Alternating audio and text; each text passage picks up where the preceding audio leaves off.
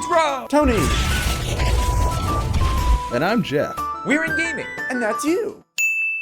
Hey guys, and welcome back to the Inn. I'm Warshack, of course, or Rob if you want to call me that, and today we're going to be knocking out, which we've already done, is Secret Pally, but this is Secret Pally 2.0. I've made a couple of renditions to the deck, I've refined it a little bit, and I believe this version of the deck runs a lot better than version 1. Not to say that the version 1 of this deck doesn't work. It definitely worked when I played it, but I find that this new rendition of the deck works even better, which is crazy, because the deck already worked amazing to begin with. So, if you were able to see, let's talk about the hand first. Getting rid of both of these redemptions, no doubt. Keeping the muster and the true silver, just because they're good cards. I mean, normally, wow, this hand is absolutely beautiful. It's like a royal flush in the secret hand.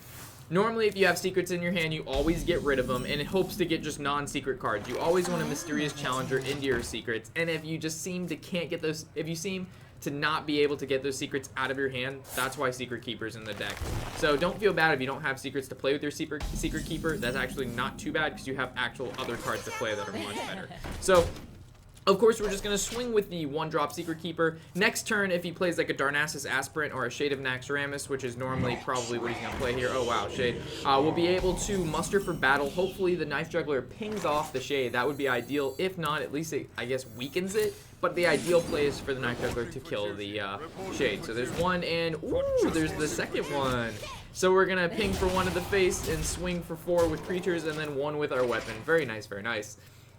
Like I said, this is like the royal flush of like Secret Pally hands right here. Because now we're just going to be able to True Silver. Holy shit. We're going to be able to True Silver his Azure Drake, and then the following turn coin into Mysterious Challenger, which is an insane 5-drop. So we're going to kill off the Azure Drake, swing with everything else. And I guess the only horrible thing that he could do right now is probably swipe the Knife Juggler, killing off all my silver hands, and then passive to kill the Keeper. That would be like the worst play. Well, that'd be his best play, but the worst thing that could happen. But I don't know. Druids always seem to have swipe, especially if you have a bunch of 1/1s. Yep, there it is. So that's good for him. Not too terrible for us, because he's already almost at half health.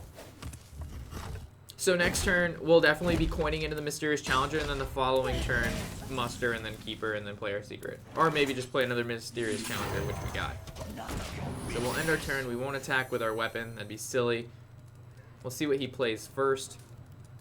Also, no matter what card he plays next, whether it be a taunt or not, it's going to have its health reduced to 1, making it meet for our True Silver champion. So there you go. So his Dr. Boom is going to be reduced down to 1 HP. So we'll be able to kill it with our True Silver champion. And then Competitive Spirit, give our guy an extra 1/1. If we had all of our Silver Hand recruits on the field, that would have been insane. So we actually just drew into the Knife Jugglers, which is very, very nice. So we're gonna, I think we're gonna swing directly with our weapon first, and then play the Muster, because obviously if we play the Muster first, it'll override the weapon, and that will not be good.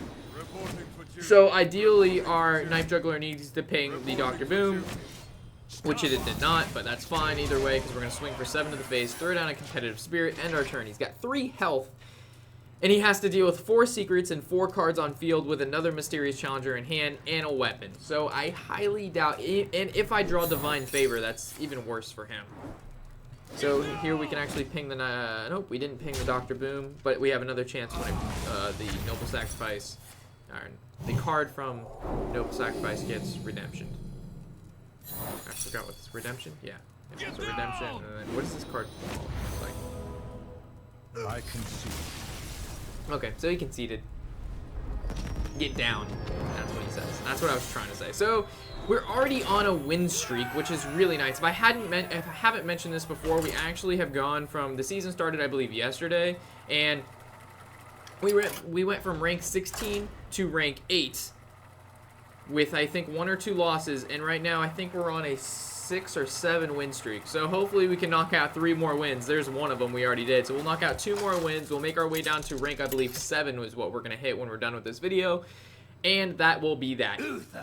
So we're going against another Paladin. I can only assume this is another Secret Paladin, because that's pretty much the only Paladin played. This hand, I like the True Silver, kinda, but not really. We're going to probably just get rid of it all. There's no... Blessings, Muster, Avenge. Alright. So the Avenge goes well with the Muster, and the Blessings goes well with what comes out of the Muster, so I can't really complain.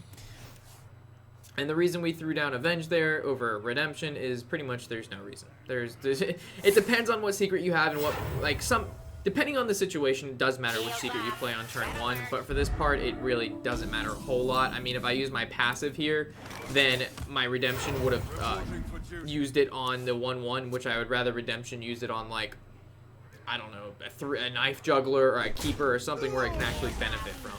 So just think about what secrets you play, but in this case, it really didn't. I mean, I guess it did matter. Avenge was the better choice. Yeah, Avenge was definitely the better choice. I completely disregard the last statement I made where I retardedly said what secret you play does not matter. I'm retarded. I don't even know why that came out of my mouth. Anyway, because Avenge is down, if he ends up killing a 1/1, we'll be able to benefit with Avenge. And if I would have played Redemption, obviously the 1/1 we played last turn would have died, came back, so we get an extra 1/1, but I'd rather buff a creature, as we can see here.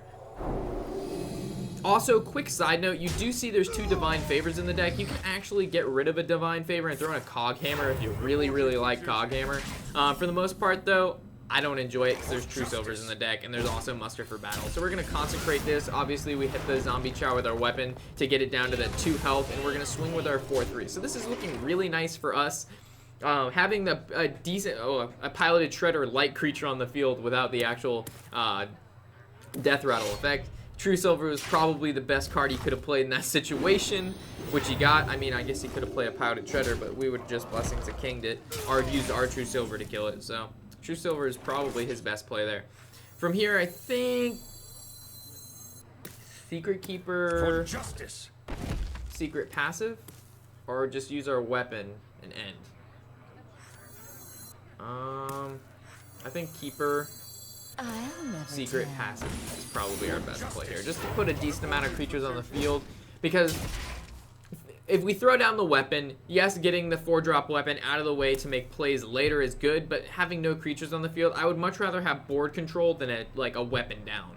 Because if you play the weapon, he knows you have it, so he can kind of play around it. But if he doesn't know you have the weapon and only sees creatures, he'll play around the creatures but not the weapon. So I think that was in that situation, I think the creatures were the better play there. Also, he's going to want to kill the Secret Keeper, and then the Redemption will bring that back prior to if he just kills the 1/1. So we're actually getting some value out of the Redemption, even though the ideal Redemption is bringing back Tyrion because he gets his Divine Shield, and then you have a chance of him pushing out the weapon again. So you can kind of like get 1 or 2 attacks off the weapon, he dies again, you get a refresh weapon. So he did exactly that. We're going to bring back the Keeper.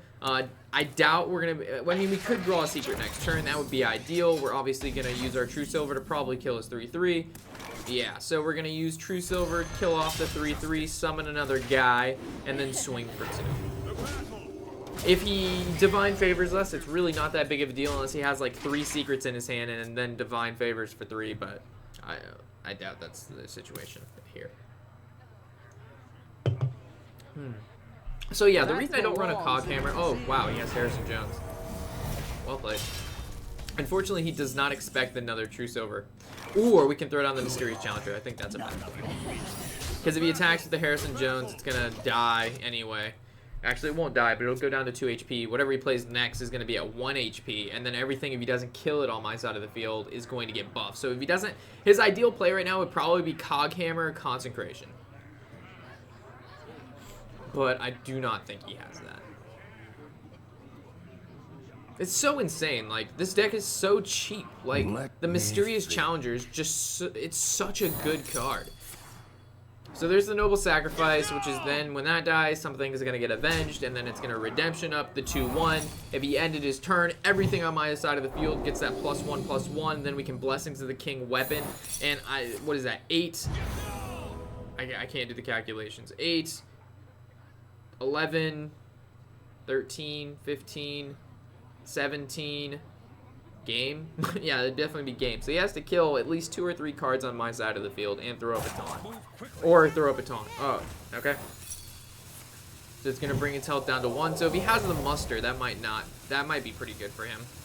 Because it'll kill off some of my 1/1s. Aldor? Is he going to Aldor that? Alright, so he had the Cog Hammer, he just didn't have the Consecration. And he's going to silence, make that, okay, 6/6, and he's going to kill off the 2/1. So, because that now has taunt, he played like 2 out of the 3 cards he needed to stop me from lethal. Wow, the concentration. Woo, shit. That was really nice of us. Okay. Or really nice draw, I should say. So we're going to kill off our 2/2, which normally I'd use a weapon to do, but because we want to push more damage and kind of just finish this as fast as we can, we'll do that. So we're obviously going to Blessing to the King our 2/2 to have 2 beefy creatures out, and then swing for the 7 and the 6 and push lethal next turn. We could have used our... Actually, no. There would be no way to weapon Blessings and Consecrate. So I guess leaving the weapon off there was just the better play. And like I said, if you really want to play Coghammer in this deck, which isn't, it's not a bad card. It's just I find with the two true silvers and 2 musters, it's just Coghammer. You're overriding your weapons more than you're actually getting the full use out of them. But then people say, hey, only run 1 true silver and then run the Cog and then put in like another Blessings of King. Okay, so he gave up, and then that changes kind of the deck layout a little bit, but not too much. So actually playing 2 blessings, a Cog, and only 1 true silver, not too bad. Eh. I guess that wouldn't be too bad now that I look at it. Yeah, try it out either way. I just honestly don't.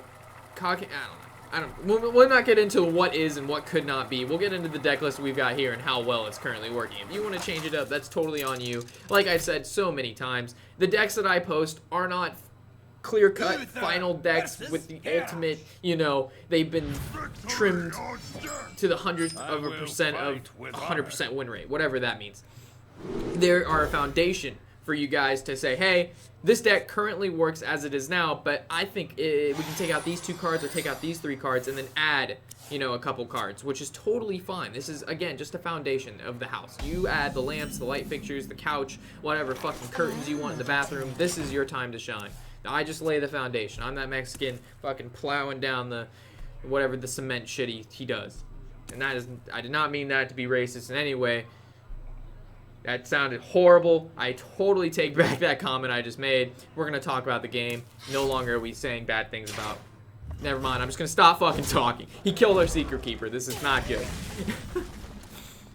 Alright, so we're going to throw down probably the Shielded Mini-Bot, because if he attacks it with his weapon, it'll live. If we play the Spiders, he could definitely still attack with his weapon. Summons 2/1/1 Spiders, which is nice, but we don't really have anything to follow up. If I had maybe a Avenge in my hand or a Competitive Spirit, bringing out a ton of creatures isn't a bad idea. But just because of the hand we have now, obviously the Shielded Mini-Bot keeps a card on the field, which is what we want to do. So from here, probably the Muster for Battle. I don't see a reason not to play it. It's not comboed with the Knife Juggler, but it puts a whole bunch of bodies on the board. So if we end up drawing Competitive Spirit or Avenge, we'll benefit a ton. And if he's running Grim Patron or not, we don't know yet. He'll have to maybe waste even a Whirlwind. So he is playing Grim Patron because he's running Unstable Ghoul. And he plays the Armor Smith to gain a fuck ton of armor. Alright, so we're going to swing into this Ghoul without a doubt. It's going to bring our bot down to 1 health, and we're going to kill off his Armor Smith without a doubt. We're going to summon these 2 spiders here. Hopefully we can pull like an Avenger, a Competitive Spirit sometime soon. If not, no worries. We can coin into the Mysterious Challenger next turn, allowing us to greatly get... If he doesn't kill either of these spiders and we coin into the Mysterious Challenger, this game is over. It's just that kind of card. It's just so powerful. So he played weapon, swing, face, and turn? Question mark. I would at least pop a spider. Yeah, there you go. Alright, so coining into the Mysterious Challenger without a doubt.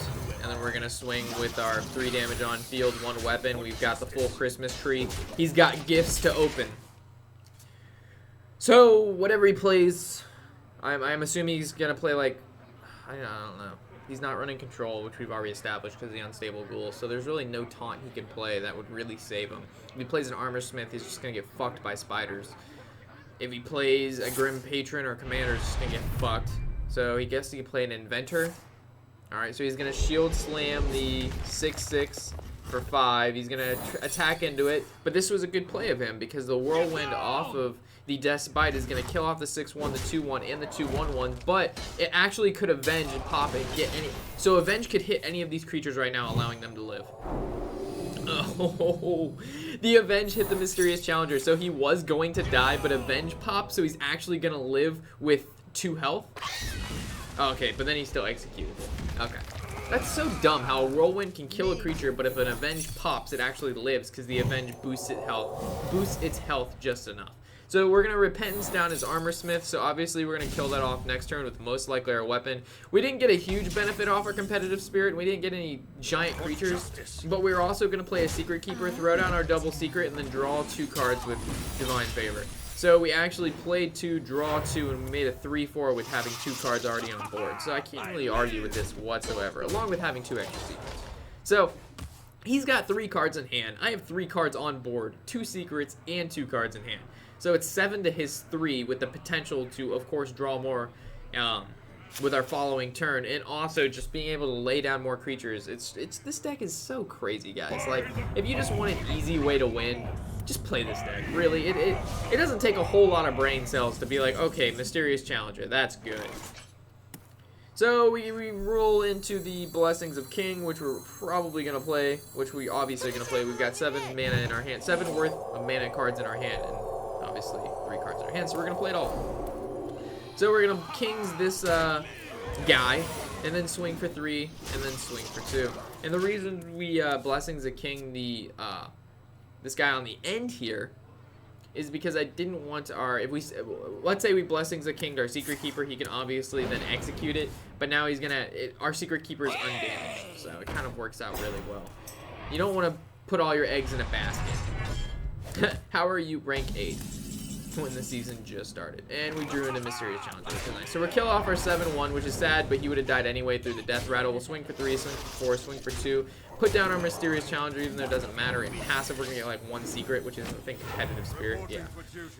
And then we're going to message this fellow friend back and say 7, because we're going to be rank 7 after this. This is a little bit cocky, but I'm excited. This deck is just... The season started yesterday, and we've gone up like, I don't know, 10 ranks. He conceded. Oh, man. We've gone up like 10 ranks in a matter of like a day. And we've lost like none. It's just so silly. Like, this deck is just face roll, guys. If you want easy wins, play Super Secret Paladin 2.0. And I'm sure we might even see a 2.5 eventually, but I think I'm done with this deck. I think this rendition kind of, you see the power. This is like Blessed Blade of the Windseeker. No, Thunder Fury, Blessed Blade of the Windseeker. If you could dual wield that, that's what's going on here. So, thank you guys for stopping by the inn. I always appreciate you guys leaving comments. Let me know what you think of the deck, any renditions that you made, or let's say you don't have all these cards, which hopefully you do. The deck's very inexpensive. In perspective to other decks. I mean, this is probably one of the cheapest, most effective decks you can build right now that'll guarantee just quick and easy wins. I mean, rank 7, and I'm not, it's a day and a half into the season, and I honestly haven't played a ton. I would say 2 or 3 hours, and the results are this. That's value. So, thank you guys for stopping by the inn. I'm Warshack, and happy whatever the hell day it is.